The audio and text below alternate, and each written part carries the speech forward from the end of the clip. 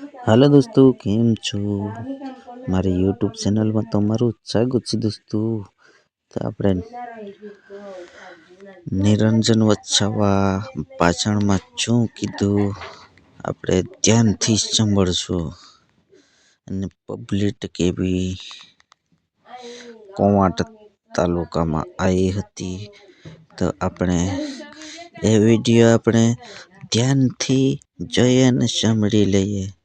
શું આગળની રાજનીતિ હશે, શું કામ કરવામાં આવશે, તો કોની બનશે સરકાર, તો ચાલો આપણે વિડીયો એકવાર જોઈ લઈએ।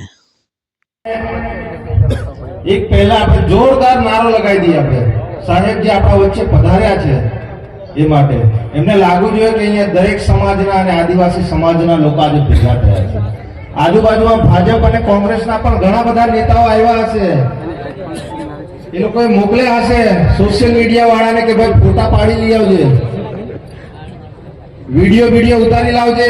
અહીં બેઠા છે તે બરાબર નારા બારા લગાવે છે કે પછી એમ જ બેઠા છે તે? તો બોલો, બે હાથની મુઠ્ઠી વાળને જો હા બરાબર લાગુ જો અહીંયા ગાડી તમે બધા બેઠા છો ચૈતરભાઈના સમર્થનમાં। બોલો જય आदिवासी, जय आदिवासी,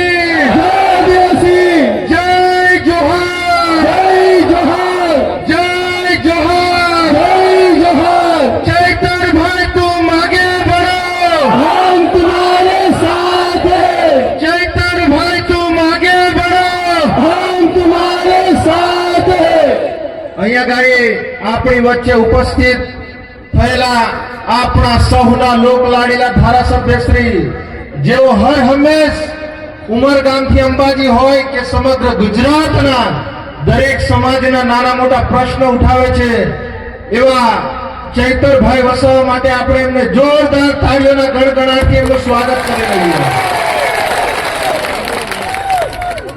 અહીંયા છોટાઉદેપુર જિલ્લાના પ્રમુખશ્રી એવા રાધિકાબેન રાઠવાજી અહીંયા આપણી સાથે આજે જોડાયા એવા પરેશભાઈ રાઠવા, રાજેશભાઈ રાઠવા, રંજનભાઈ તડવી તેમજ સરપંચશ્રીઓ, ડોક્ટરશ્રીઓ અને આજુબાજુ ગામમાંથી પધારેલ અમારા યુવા સાથી મિત્રો, ભાઈઓ બહેનો નું અમે આજ રોજ આમ આદમી પાર્ટી પરિવાર તરફથી આપ સર્વેનું અમે દિલથી ખૂબ ખૂબ હાર્દિક સ્વાગત કરીએ છીએ।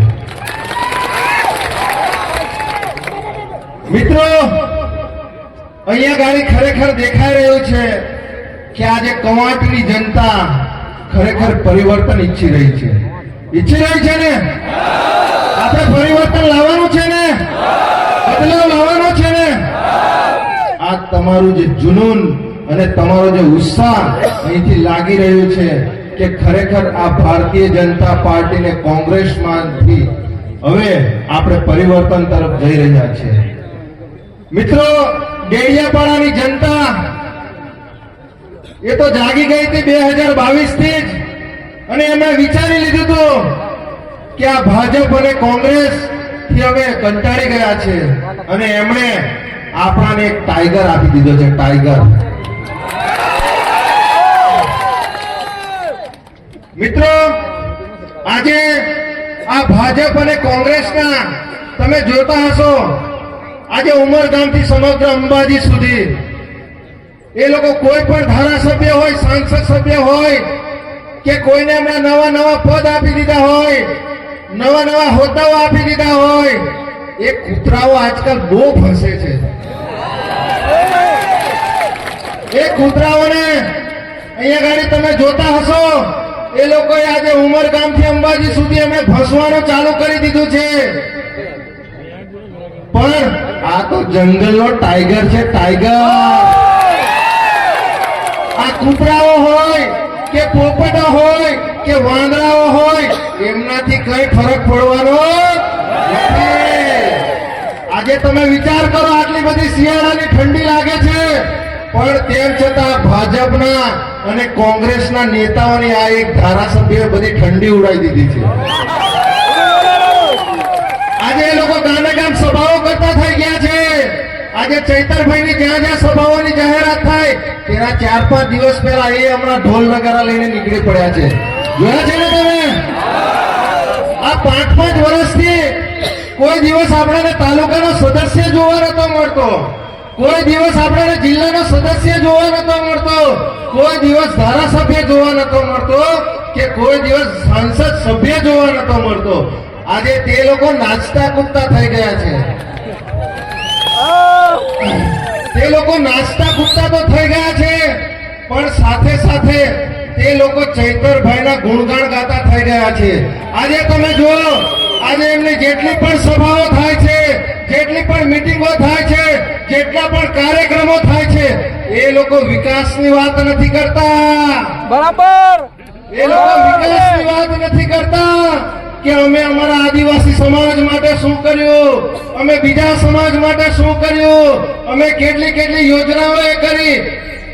એ લોકો રાત દિવસ 4-5 દિવસ પહેલા જાહેરાત કરી દે કે અમારે કવાંટમાં કાર્યક્રમ કરવો છે, અમારે છોટાઉદેપુરમાં કાર્યક્રમ કરવો છે, અમારે દાહોદમાં કાર્યક્રમ કરવો છે, અમારે સોનગઢ વ્યારામાં કાર્યક્રમ કરવો છે.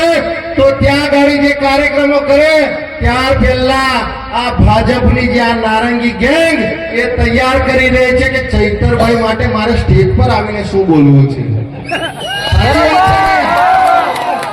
મારે ચૈતરભાઈ માટે સ્ટેજ પર આવીને શું બોલવું છે. આ ચૈતરભાઈ તો હિન્દુ વિરોધી છે, આ ચૈતરભાઈ તો આદિવાસી વિરોધી છે, આ ચૈતરભાઈ તો ફલાણાએ આમ કરી નાખ્યું, એમણે તેમ કરી નાખ્યું. અરે ભાઈ, ચૈતરભાઈ વસાવા 2022 થી ધારાસભ્ય છે. તમે તો 10-10, 15-15 વર્ષ, 30-30 વર્ષ, 35-35 વર્ષથી તમારી સરકાર છે, પણ તેમ છતાં આ એક ધારાસભ્ય 2022 થી હજુ તો ખાલી ચૂંટાઈને એને એન્ટ્રી મારી છે. 2026 માં તાલુકા, જિલ્લા પંચાયત અને નગરપાલિકાની ચૂંટણીઓ આવે છે. આ તાલુકા જિલ્લામાં તમારા સુપડા સાફ ના કરી નાખે તો તમે જોઈ લેજો. અને 2026 પછી 2027 ની પણ તૈયારી રાખજો. જે લોકો વિધાનસભામાં બેઠા છે, આ આદિવાસી ના જે જન્મના પ્રમાણપત્ર પર તમે જે બેઠા છો ત્યાં આગળ, તો એ ભાજપ અને કોંગ્રેસના નેતાઓને પણ આ જાહેર મંચ પરથી કહેવા માંગે છે કે 2026 અને 2027 તમારી ખુરશી પણ આ સમગ્ર આદિવાસી વિસ્તારમાંથી છીનવાઈ જશે. મિત્રો, આપણે જાગવું પડશે. આજે 2022 થી આ ધારાસભ્ય ચૈતરભાઈ વસાવા આજે ધારાસભ્ય બન્યા છે. એ રાત દિવસ ઉમરગામથી અંબાજી હોય કે સમગ્ર ગુજરાતના પ્રશ્નો ઉઠાવે છે. આજે તમે દરેક સોશિયલ મીડિયામાં જોઈ લો, એ ઇન્સ્ટાગ્રામ હોય, યુટ્યુબ હોય, ફેસબુક હોય, વોટ્સએપ હોય, આજે દરેક જગ્યાએ ચૈતરભાઈ વસાવા આજે દરેક સમાજના પ્રશ્નો ઉઠાવે છે. આ ભારતીય જનતા પાર્ટીની આ નારંગી ગેંગ એ ફક્ત ખુરશી પર બેસી અને એ ફક્ત તમાશા જોઈ રહી છે. એ ફક્ત આપણા આદિવાસી વિસ્તારમાં જે કરોડો રૂપિયાનો જે બજેટ આવે છે એના રૂપિયે એ લોકો આ તાગડધીન્ના કરી રહ્યા છે. એ લોકો વિકાસના નામે એ લોકો આપણી કરોડો રૂપિયાની આ ગ્રાન્ટો વાપરી રહ્યા છે. પણ મિત્રો, આપણે જાગવું પડશે. આજે આ કવાંટ હોય કે સમગ્ર છોટાઉદેપુર જિલ્લામાં આજે તમે જોઈ લો, આજે જેટલા લોકોનો એક્સિડન્ટ થાય છે, એ લોકોને હાર્ટ એટેક આવે છે, એ લોકોને કોઈ પણ જાતની ગંભીર બીમારી થાય છે, આપણે તમામ લોકોને આપણે બરોડા લઈ જવા પડે છે. લઈ જવા પડે છે ને? અને જેટલા લોકો આપણે બરોડા લઈ જઈએ છીએ એ ફક્ત છોટાઉદેપુરના હોય, નર્મદાના હોય કે બરોડા જિલ્લાના હોય કે સમગ્ર ટ્રાઇબલ વિસ્તારના હોય. આ એ લોકો આપણે જે હોસ્પિટલોમાં લઈ જઈએ છીએ એમાંથી 90% લોકો એક્સપાયર થઈને આવે છે. આપણે ફક્ત એ લોકોને અહીંયા ગાડી અંતિમ ક્રિયા જ કરવી પડે છે. એ લોકો માટે આપણે લાકડા તૈયાર રાખવા પડે છે. આ ભારતીય જનતા પાર્ટીની જે નારંગી ગેંગ છે, એ નારંગી ગેંગ મોટા મોટા વાયદાઓ કરે છે, મોટા મોટા તાઇફાઓ કરે છે.